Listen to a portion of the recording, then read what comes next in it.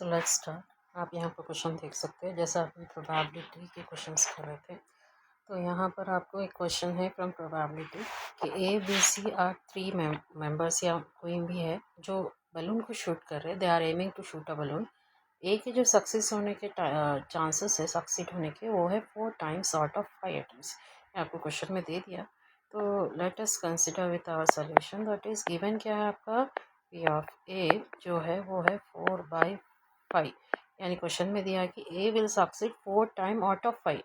तो ए के सक्सीड होने के चांसेस है 4/5।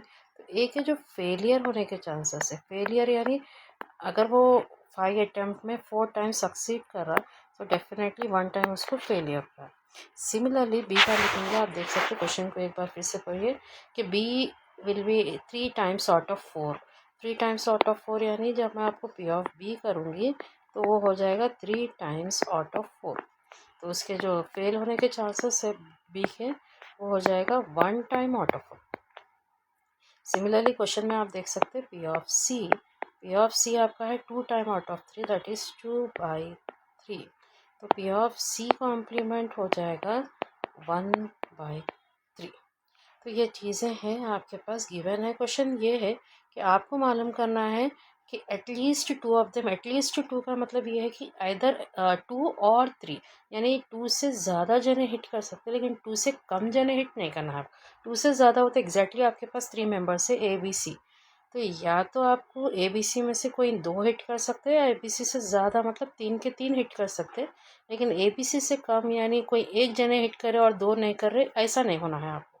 तो यहाँ पर जो यानी एटलीस्ट 2 वाली जो प्रोबेबिलिटी है वो कुछ इस तरीके से होंगी।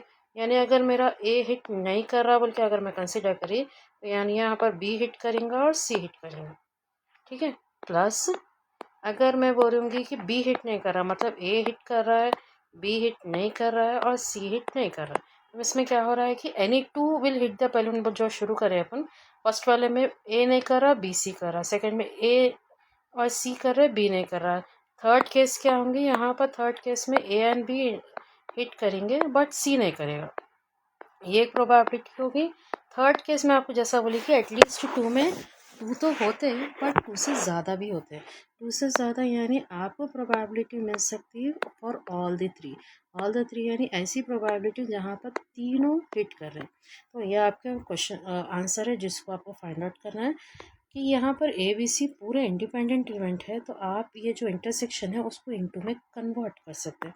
जैसा मैं आपको मेरे पहले वीडियो में बताई थी कि इंटरसेक्शन का डेफिनेशन ये है कि आपको यहाँ पर P of A complement into आप लिख सकते हैं पी ऑफ बी, फिर इनटू आप लिखेंगे पी ऑफ सी, ठीक है।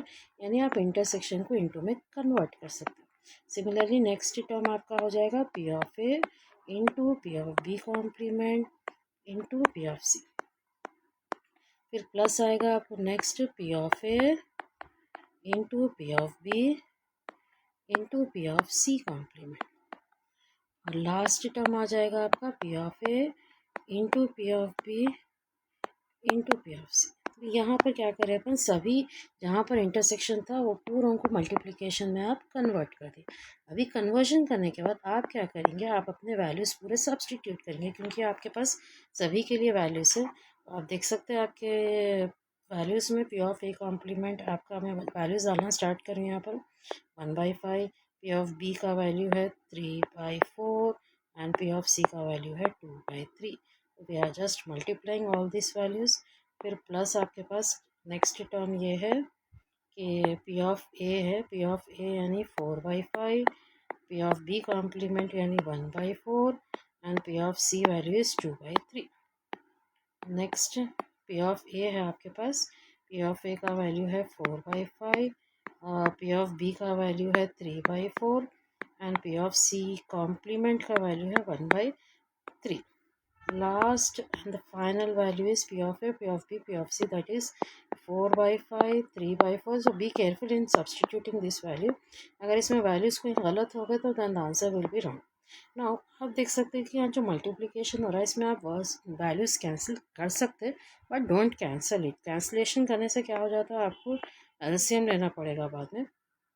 तो सारे डायरेक्टली मल्टीप्लाई कर लीजिए। फर्स्ट टर्म आप देख सकते हैं 3 2 6 है, बाई नीचे 5 4 ज़ा 20, 23 ज़ा 60, मतलब आपको आ गया 66/60। नीचे नेक्स्ट टर्म में आपका 4 2 ज़ा 8/60।